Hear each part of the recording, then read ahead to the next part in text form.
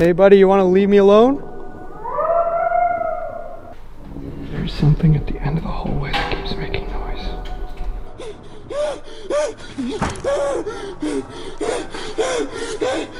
What did you see? Someone's behind that door. Go.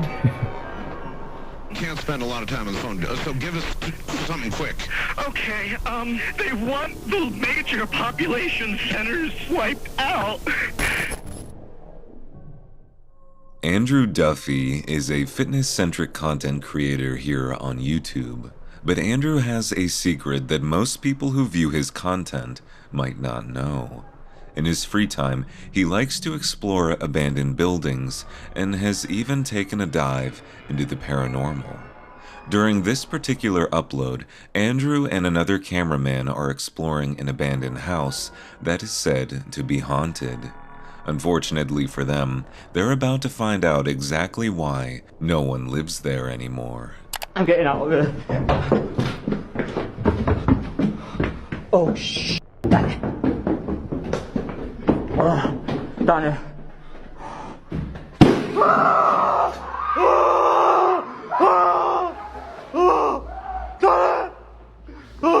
What the f? What the f? Oh my god! Wow! Oh! Holy crap, man! Oh god! Holy shit! That was a toilet! Ocean beanie! That was a freaking toilet! Andrew and the cameraman are able to regain their bearings and exit the house. As many commenters have stated, if this video is in fact legitimate, it might showcase one of the most extreme cases of poltergeist activity ever caught on camera. This terrifying instance has not deterred Andrew, who has continued exploring abandoned buildings with the hope of capturing more paranormal footage. Exploring with Danny is a now deleted YouTube channel that featured a man named Danny visiting a number of abandoned and haunted locations. And though Danny has since come under a lot of controversy, he is responsible for recording one of the most chilling videos I've ever seen. This video, prior to being deleted, was titled "Real Crying Ghost Captured on Video." Here, Danny is exploring an abandoned church, but as he will soon find out, he isn't alone. Hi guys, Exploring with Danny coming back at it with hopefully another great video. Tonight I am here at a creepy location to see if any paranormal stuff is going on in this abandoned location. So guys, without further ado, let's see if this place is haunted. Let's go. Danny is able to make his way inside the church. The interior is filthy, having been forgotten by time, but as he makes his way deeper into the decaying building, something doesn't feel quite right. This place is massive.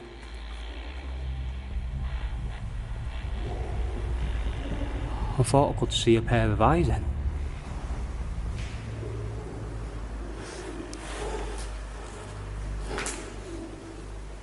There's all sorts of noises in here, but I'm putting it down to the pigeons. What are up in the roof? There's quite a lot of furniture what's been left and stuff. Oh wow, check that over there. Danny maintains that the various sounds coming from around the church are from the pigeons flying around, but the noise he's about to hear will challenge that very notion completely. We've even got a christening pot right there. Just think people would have been christened here once. What the hell?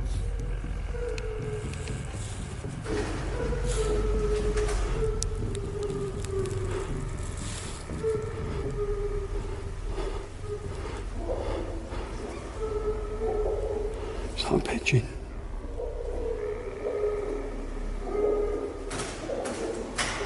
Hello? Hello?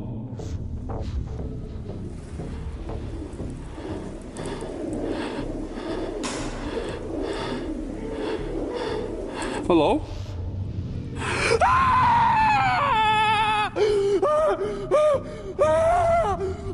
my god! What the f is that?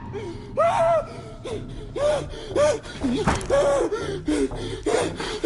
the f out of here! The pale figure sitting in the pews looks almost like a statue of sorts, but given Danny's disturbing reaction to it, it must be some type of ghostly specter. Danny's reaction to the figure is what really sells this video. I've seen a lot of similar videos like this, and I've never quite heard a reaction as genuine or raw as this one. I'm not sure if Danny faked the video, but if he did, it's one of the most convincing fakes I've ever seen. Imagine you are about to be buried alive. You are in a middle ground state of consciousness. On the outside, your body is limp and you are unable to move it.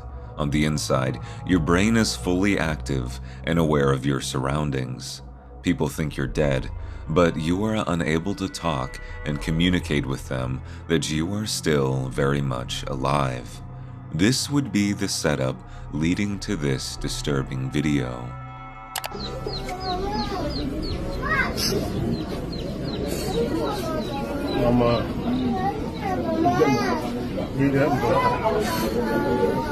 This is the only footage I could find of this viral phenomenon. The video shows a woman resting in a casket during her wake.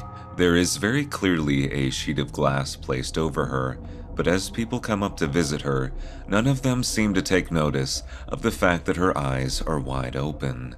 Towards the end of the video, one of the family members reaches over to grab a candle off of the casket. When they pull their arm away, the woman's eyes are now closed. The video would come to be known as "Deceased Woman Opens Her Eyes in Her Coffin." And though it has been posted and reposted many times online, no one can seem to agree on whether the video is real or simply a fake. It would later be revealed in December of 2024 that the video is a comedy sketch created by Filipino influencer Arman Salon. Arman had originally posted the video to his X page on December 16th of 2024. It was apparently a part of a series dramatizing everyday situations and parodying various occurrences. Taken out of context, however, this video can be very off-putting to randomly stumble upon. Uncharted Travel is a YouTube channel that focuses on solo urban exploration. But while most urban exploration videos feature the explorer simply visiting a location, not very often do they sleep there. In the upload titled "Solo Overnight Camping in an Isolated Abandoned Prison," the channel's host explains that he will in fact be sleeping in the prison. Essentially what I'm doing today, I'm going to be traveling about 6 hours north to an isolated prison in the middle of nowhere in Canada. I'm going to be going alone, and I'm going to be staying the night. The only people I've actually seen out this far are reservists, so that's a little bit concerning. Hopefully there's no one around where I plan on parking. So I'd asked a few veteran explorers about some information about this location and how secure it was, and everyone kind of gave me some mixed answers. Like from one person it was being used as reservists for a training facility, and another person gave me, oh, it has its own private security, and another person said, oh, it's just one crazy farmer who shoots salt slugs at you. Weirdly enough, we're so far north that my biggest fear isn't even getting caught by security or patrol or whatever. It's actually bears and mountain lions. Mother Nature scares me more than people do. When he arrives at the abandoned prison, the man hunts out a campsite before settling on an old rec hall. From here, he puts up a tent and eats over an open fire. Night soon falls, and the man decides to go do some more exploring. This would prove to be a big mistake. There's something at the end of the hallway that keeps making noise.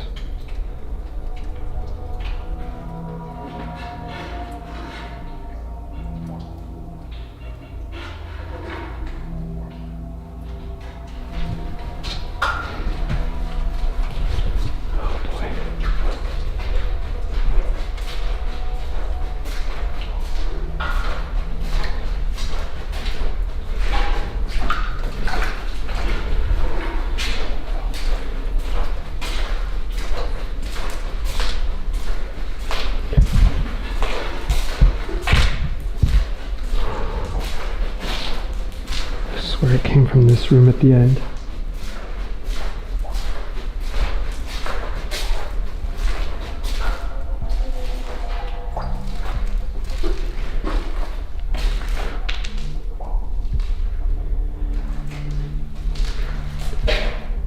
Maybe it's just my imagination. Oh, what a beautiful sight to behold. I keep hearing something outside. Sounds like it's in the corridor, one of the corridors. Maybe an animal, I don't know. Of course now it's... Did you hear that? I hope that mic picked that up.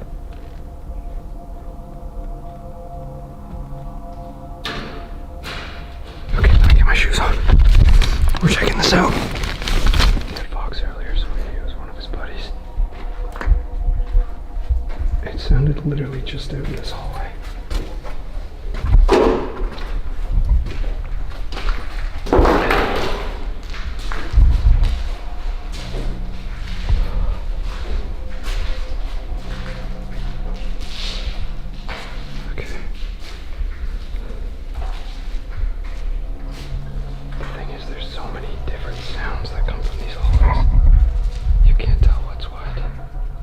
Alright guys, I'm finally gonna head to bed. It's about 1:30 in the morning, and it's gotten down to about 0 degrees, so it's rather chilly. But luckily this sleeping bag is actually pretty good, so I'm fairly warm, and hopefully I'll see you in the morning.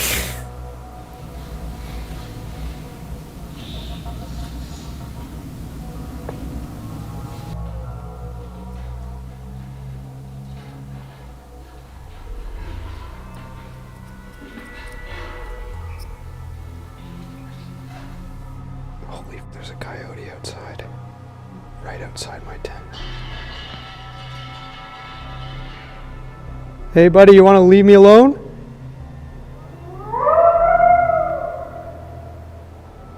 It's gonna be a long night. I just want to go to sleep. Go away!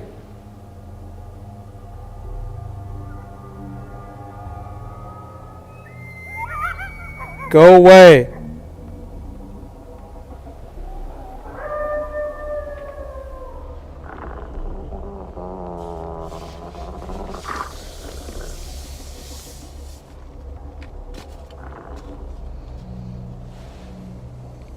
The man successfully scares off the circling coyotes, but only for the time being. So we made it through the night. In case any of you were wondering, yes, the night sucked. Essentially what happened is it dropped below freezing. Everything is covered in a layer of ice. It was really hard for me to keep warm. Thank God I had a pair of Hot Pockets that I forgot about. This place during the day, no problem, piece of cake. From dusk till dawn, it's on a whole nother level, man. As soon as I tried going to bed, I heard, like, it sounded like human footsteps, like just like scraping across the floor. But it turned out to be just a pack of coyotes, so that was pretty sweet. They were like stalking me, and then after a little while, I heard them cackling, and then I realized it was sounded like a jackal or coyote. I'll just use coyote for ease of term. But yeah, they started circling. And I was in the tent in the cafeteria, and they started circling the tent. And they just kept circling. And they kept getting closer and closer. So then I was like, all right, I've had enough of this. So I grabbed my knife, and I barged out the front door, and I kind of like fended them off. I started yelling at them and scared them away. And then 5 minutes later, they were circling again. Circling around the tent. As soon as they started rubbing up against my tent, that's when I called it. So I scared them off one last time. I packed up my things. I ran, pretty much threw everything in like a bindle in the tent, and then I ran up the stairs and lost the coyotes, and thankfully made it up to the roof, barricaded the roof door so that they couldn't get up, which luckily held them off for the whole night. But then as soon as I got my camp set up here, I heard them on the second story. They were looking for me. They were walking up and down the hallways trying to find me, and I was trying to keep so quiet not to alert them or anything like that. And I don't know if you guys have ever been hunted before, but it kind of sucks. So Fortunately, Uncharted Travel remains optimistic about the situation. He would go on to upload more urban exploration videos until his disappearance in April of 2024. As many commenters have pointed out, while many videos like this tend to put an emphasis on the paranormal, sometimes the grit of the real world is what's most terrifying. If you're on the creepy side of TikTok, there's a good chance you might have come across this disturbing clip. Nope. That one was open. Yep. Not anymore. Not now. And your blocks are still Something is behind that door. Huh? Something's behind that door. What door? Which one? That one.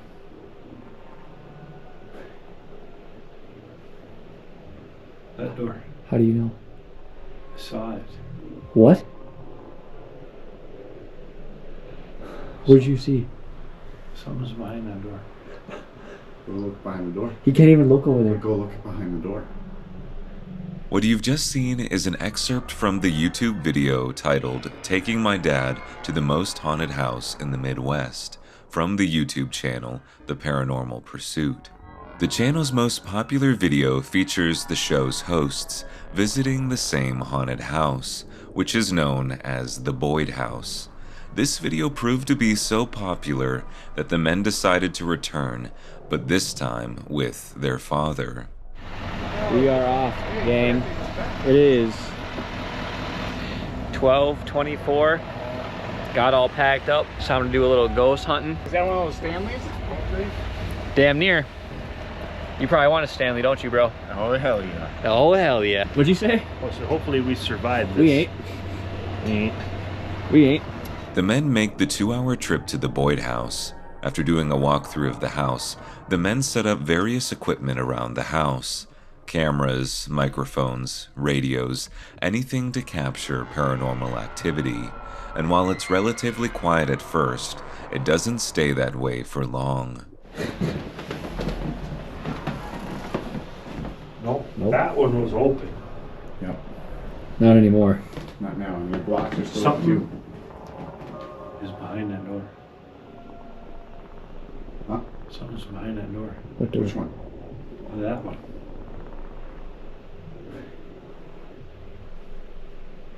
That door. How do you know? I saw it. What? What'd you see? Something's behind that door.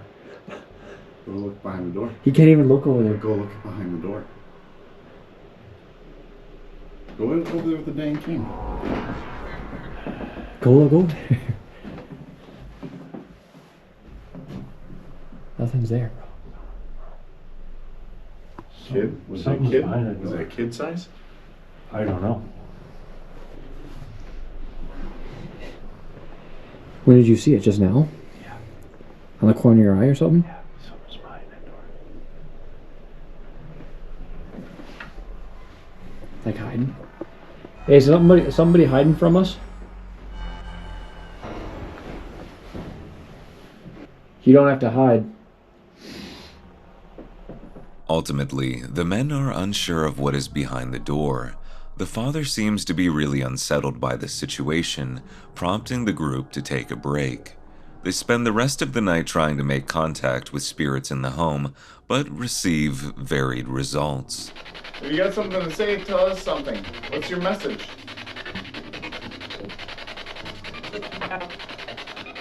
Did that say get out again? I think so. Why do you want us to get out so bad? Regardless, whatever the father saw seemed to genuinely disturb him. The men are already planning on returning to the Boyd house in the future, so if ghost hunting is something you're interested in, be sure to check out The Paranormal Pursuit. If you've made it this far into the video, please consider subscribing to Something Sinister. For early, uncensored content, check out the link to the Patreon in the description below. Art Bell was a radio host on a number of different networks, but in 1997, he received a call from a distressed man who delivered this strange message. Hello, Art? Yes. Hi. I don't have a whole lot of time. Area 51. Yeah, this is, were you an employee or are you now? I, a former employee, was let go on a medical discharge about a week ago. I've kind of been running across the country. Man, I don't know where to start. They're gonna, they'll triangulate on this position really soon. Can't spend a lot of time on the phone, guys, so give us something quick. Okay, well, what we're thinking of as aliens are, they're extra-dimensional beings that an earlier precursor of the space program made contact with. They are not what they claim to be. They have infiltrated a lot of aspects of the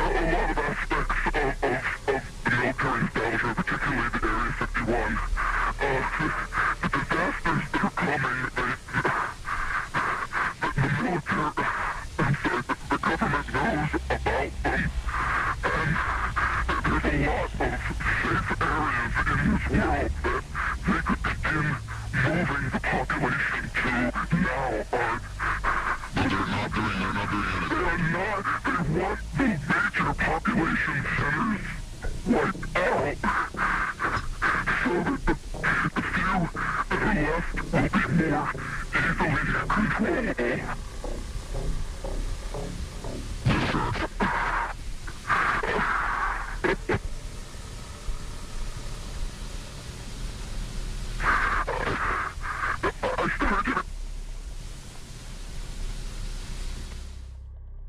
Following this, the station itself was kicked off the air.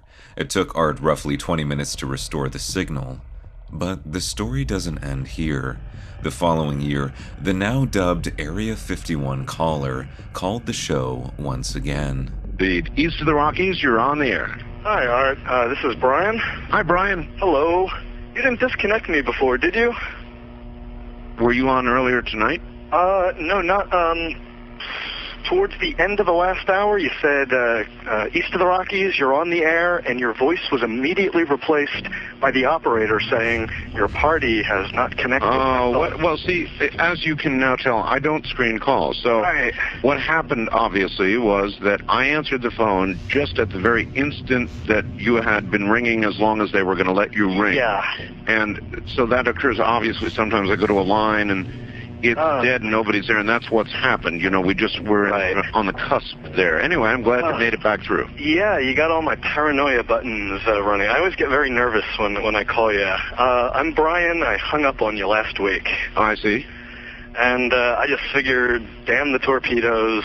I'll just do this and let the chips fall where they will. All right. Everybody, I am the Area 51 caller. That's my statement, and let you or whatever tear it apart. You claim you're the Area 51 caller? I am the man. How do you account for the fact, Area 51 caller, okay, that part of the way through your spiel, the satellite went down? I have no idea, and it scared the heebie-jeebies out of me that night. I've called a number of times on your specialty line nights doing different, kind of wacky characters, and that's all that one was supposed to be. And if the call had been completed, it would have been ancient history by now. Has it occurred to you, as Barbara Marks Hubbard suggested tonight, that perhaps, if you're really what you say you are, you created the reality of the rest of the situation and took down my satellite? That scares the heebie-jeebies out of me, because it means that what I was saying was somehow correct, and it was fabrication, kind of creating a reality. Yeah, if that was the case, I humbly apologize to you, because I love your show, and the last thing I would ever want to do is knock tear me you off the air. Though the Area 51 caller reveals that the initial call was fake, neither him or Art could have anticipated the entire show would have been taken off the air. This is almost scarier than the initial call itself, as it means that someone was listening and thought the caller's claims were legitimate. This opens the door for a whole bunch of questions, like who exactly was listening to the broadcast, and if the call was actually fake, why was it taken off the air? This would be the final interaction between Art Bell and the Area 51 employee, and the reasoning behind the transmission failure that night remains a mystery.